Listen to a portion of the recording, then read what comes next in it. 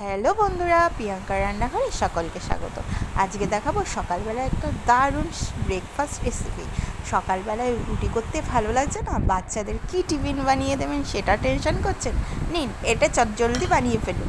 প্রথমে ময়দার মধ্যে পেঁয়াজ কুচি, লঙ্কা কুচি, স্বাদ মতো নুন, চিনি দিয়ে এর মধ্যে 2টো ডিম ফাটিয়ে দিলাম, দিয়ে এবার জল দিয়ে এটাকে ভালো করে আমি ফাটালাম।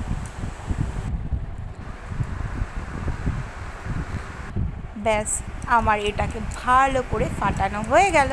এবার একটা তাওয়ায় গরম করে ওর মধ্যে অল্প একটু তেল দিয়ে এবার ওই ডোটা দিয়ে ভালো করে হাতার সাহায্যে গোল করে নিয়ে এপিট ওপিট করে আমি ভেজে নিলাম লাল লাল করে। এবার এটাকে সস দিয়ে আমি আমার মেয়েকে রেসিপিটা শেয়ার করলাম। আমার মেয়ের মুখ দিয়ে শুনে নিও কেমন হয়েছে রেসিপিটা। এবার আমার মেয়ে খেয়ে বলবে কেমন হয়েছে। মেয়ে শোনো, খেয়ে বলতো।